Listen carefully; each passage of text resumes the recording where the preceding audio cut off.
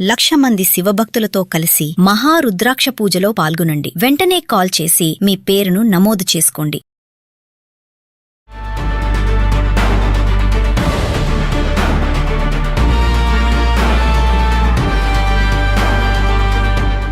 అందరికీ జై హింద్. ఈరోజు జియో పాలిటిక్స్కి సంబంధించిన ఒక కీలకమైన అంశం గురించి నేను మీ అందరితో మాట్లాడాలి అనుకుంటున్నాను. ఆ అంశమే డీ-డాలరైజేషన్ అండ్ దాని యొక్క ప్రభావము అమెరికా మీద ఎలా ఉంటుంది. ఈ యొక్క అంశంపై నేను డీటెయిల్గా బోర్డు మీద రాసి మీ అందరికీ ఎక్స్ప్లెయిన్ చేస్తాను.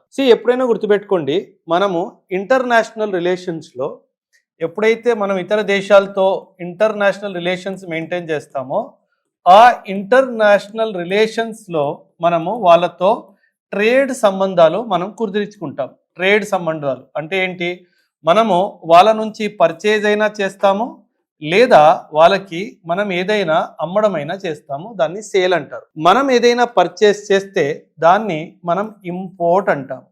అండ్ మనం ఏదైనా సేల్ చేస్తే దాన్ని మనం ఎక్స్పోర్ట్ అంటాం.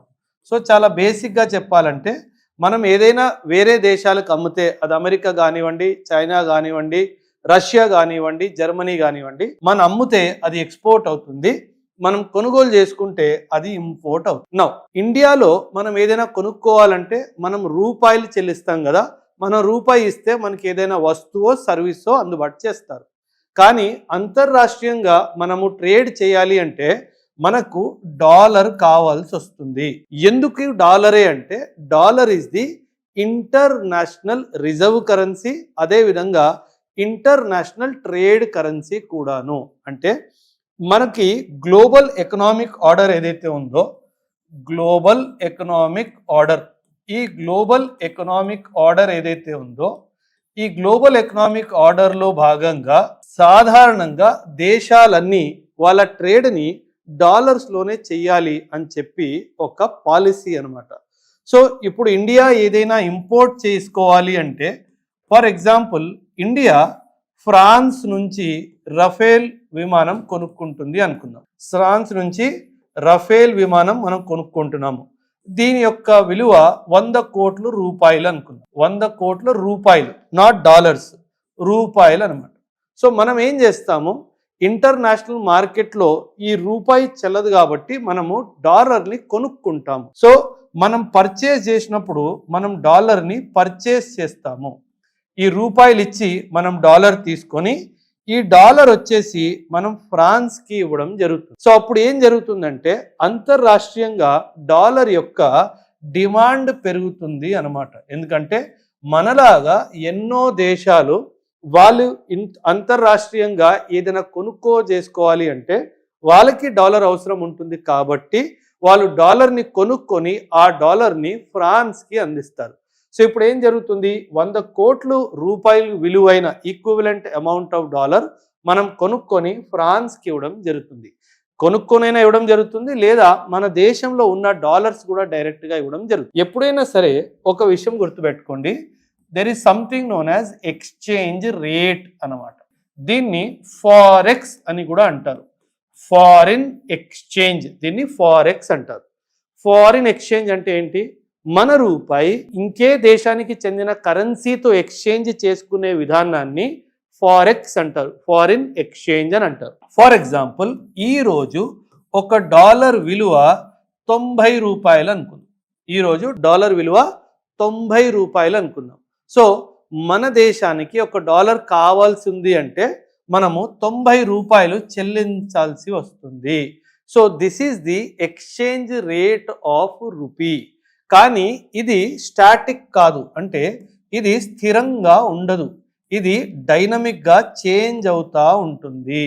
సో ఇది ఒకే డైమెన్షన్లో ఒకే ఫిగర్ ఉండదు, ఎందుకంటే మన దేశము ఫిక్స్డ్ ఎక్స్చేంజ్ రేట్ని ఫాలో చెయ్యదు.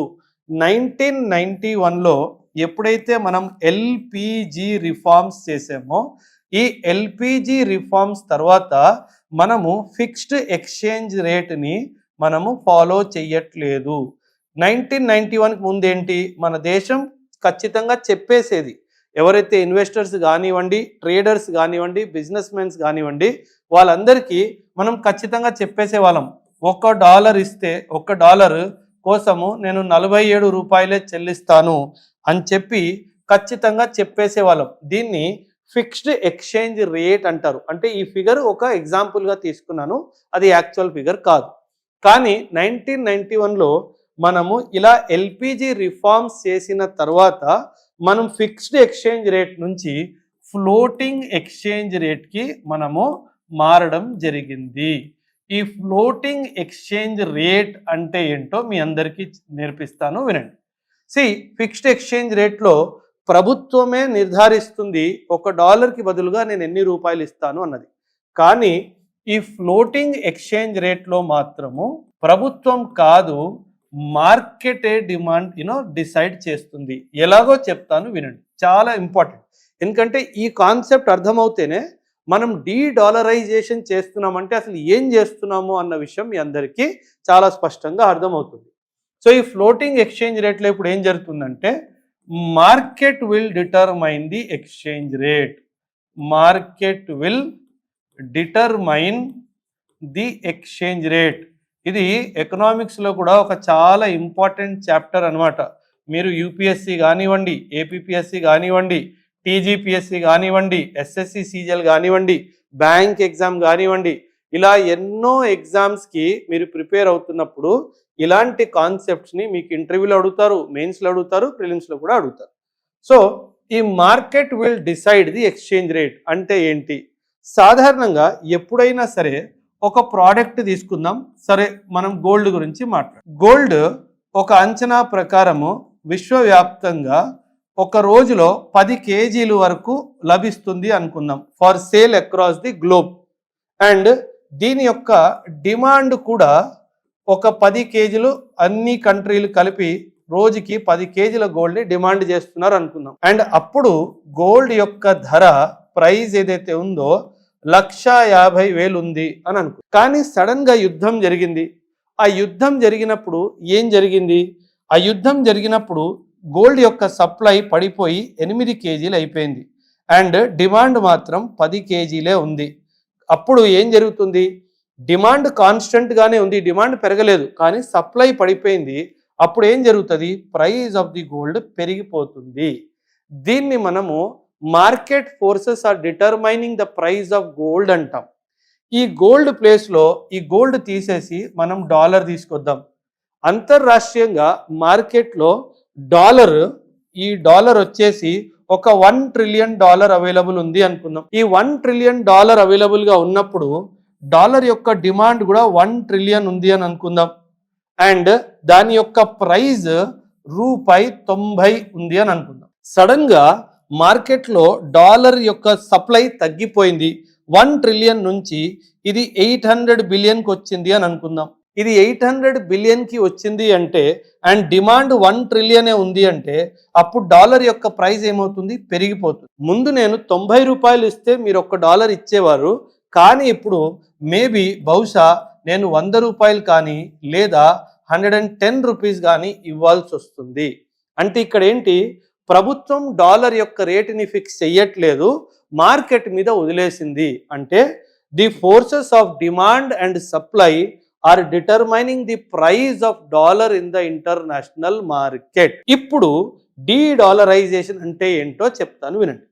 ఇప్పుడు మనం ఏం చేసాము? విశ్వవ్యాప్తంగా ట్రేడ్ దేంతో జరుగుతుంది? డాలర్స్లో జరుగుతుంది. కానీ ఇప్పుడు సడన్గా ఏమైంది? ఫర్ ఎగ్జాంపుల్, మీరు న్యూస్ గనక ఫాలో అవుతున్నట్టయితే రష్యా రీసెంట్గా బంగ్లాదేశ్తో ట్రేడ్ చేస్తున్నప్పుడు రష్యా ఏమని చెప్పింది? బంగ్లాదేశ్, నువ్వు నాతో ట్రేడ్ చేస్తున్నావు కదా, నువ్వు నాకు డాలర్స్లో ఇవ్వాల్సిన అవసరం లేదు, నేను నీతో ట్రేడ్ చేస్తాను, నువ్వు నాకు రూపీస్లో డబ్బులు చెల్లించు అని చెప్పింది. కానీ ఇంతకు ముందు బంగ్లాదేశ్ రష్యాకి ఏమి ఇచ్చేది? డాలర్ ఇచ్చేది. కానీ ఇప్పుడు రష్యా బంగ్లాదేశ్కి ఏం చెప్తుంది? నువ్వు నాకు డాలర్ ఇవ్వనక్కర్లేదు, నాకు నువ్వు రూపాయలు ఇచ్చినా నేను యాక్సెప్ట్ చేస్తాను అని అంది. ఫర్ ఎగ్జాంపుల్, ఈ యొక్క బంగ్లాదేశ్ రష్యా ట్రేడ్ 1000 కోట్లు అనుకుంది. ఇంతకు ముందు బంగ్లాదేశ్ ఏం చెయ్యాలి? ఈ 1000 కోట్లని డాలర్లో కన్వర్ట్ చేసి అప్పుడు రష్యాకి ఇవ్వాలి. కానీ ఇప్పుడు ఆ అవసరం లేదు, ఇప్పుడు ఇండియా రూపీలో కన్వర్ట్ చేసి రష్యాకి ఇవ్వచ్చు. అంటే అంతర్రాష్ట్రీయంగా డాలర్ యొక్క డిమాండ్ 1000 కోట్లుగా తగ్గిపోయింది. అంటే డిమాండ్ తగ్గిపోయింది. డిమాండ్ తగ్గిపోయింది కానీ సప్లై తగ్గిందా? సప్లై కాన్స్టెంట్ గానే ఉంది అని అనుకుందాం. సప్లై కాన్స్టెంట్ గానే ఉంది, డిమాండ్ తగ్గిపోయింది. ఎంతకు తగ్గిపోయింది? 1000 కోట్లకి డిమాండ్ తగ్గిపోయింది. ఈ డిమాండ్ తగ్గిపోవడం వల్ల అప్పుడు ఏం జరుగుతుంది? ప్రైస్ ఆఫ్ ది డాలర్ పడిపోతుంది. ఈ డీడాలరైజేషన్ చేయడం వల్ల విశ్వవ్యాప్తంగా డాలర్ యొక్క ప్రైస్ పడిపోతుంది. ముందు నేను 90 రూపాయలు చెల్లించేవాడిని $1 తెచ్చుకోవడానికి, ఇప్పుడు బహుశా 78 రూపాయలకే నాకు $1 లభిస్తుంది. అంటే డాలర్కి కంపారిజన్లో నా కరెన్సీ బెటర్గా పర్ఫామ్ చేసింది. దేనివల్ల బెటర్గా పర్ఫామ్ చేసింది? నేనేం చేయలేదు, ఒకటే పని చేశాను. ఏం చేశాను? డాలర్ని తప్పించి ఇంటర్నేషనల్ ట్రేడ్ని రూపీస్లో చేయడం స్టార్ట్ చేశాను. దీన్నే డీడాలరైజేషన్ అంటారు. మీరు గుర్తుపెట్టుకోండి, అమెరికాకి బలము, అతి పెద్ద బలము ఇంటర్నేషనల్ రిజర్వ్ కరెన్సీ డాలర్. ఇది మాత్రం జరిగిపోయిందంటే అమెరికా కుప్ప కూలిపోతుంది. ఇండియా యొక్క ఉద్దేశం ఏంటంటే అందరూ డాలర్ మీదనే డిపెండ్ అయి ఉండడం వల్ల అండ్ అమెరికా ఏదో ఒక కారణంగా ఒక యుద్ధం తర్వాత ఒక యుద్ధం, ఒక యుద్ధం తర్వాత ఒక యుద్ధం చేయడం వల్ల డాలర్ చాలా వోలటైల్ అయిపోయింది, చాలా డిస్టర్బ్ అవుతుంది. మనము ఒక రిజర్వ్ కరెన్సీ డాలర్ కాకుండా వేరేది తీసుకురావాలి అని చెప్పి విశ్వవ్యాప్తంగా ఎన్నో చర్చలు జరుగుతున్నాయి. అండ్ అందులో ముఖ్యంగా మన దేశము బ్రిక్స్ లాంటి ఒక సంస్థ ప్లాట్ఫామ్ మీద బ్రిక్స్ కరెన్సీ గురించి కూడా మాట్లాడడం జరుగుతుంది. ఇదే జరిగినట్టయితే అమెరికా యొక్క స్థాయి విశ్వవ్యాప్తంగా ఏదైతే ఒక సూపర్ పవర్ స్థాయి ఉందో ఆ స్థాయి నుంచి అమెరికా జరిగిపోయే అవకాశం కూడా ఉంది. అందుకే ఈ కాలంలో డీడాలరైజేషన్ జరిగింది అంటే మాత్రం అమెరికా ఖచ్చితంగా కుప్పకూలిపోతుంది. అండ్ ఆ పని చేసే సత్తా మన భారతదేశానికే ఉంది. ఎందుకు మన దేశానికే ఉంది అంటానంటే విశ్వవ్యాప్తంగా చాలా ఎక్కువ శాతంగా ట్రేడ్ మనం చేస్తాము. ఇతర దేశాలు ఈ రిస్క్ తీసుకోకపోవచ్చు, కానీ రష్యా లాంటి దేశాల సహాయంతో బహుశా ఫ్యూచర్లో చైనా కూడా మనకి సపోర్ట్ చేస్తే బ్రిక్స్ ప్లాట్ఫామ్ ద్వారా గాను లేదా మన సొంతంగాను మనం డాలర్ని రీప్లేస్ చేసి రూపీ తీసుకొచ్చే అవకాశం ఉంది. ఇదే జరిగితే అమెరికన్ ఎకానమీ కంప్లీట్గా కొలాప్స్ అయ్యే అవకాశం కూడా ఖచ్చితంగా ఉంది. సో ఈ అంశంపై మీకున్న అభిప్రాయాన్ని కూడా ఖచ్చితంగా కమెంట్స్లో తెలియజేయండి. థ్యాంక్ యూ అండ్ జై హింద్.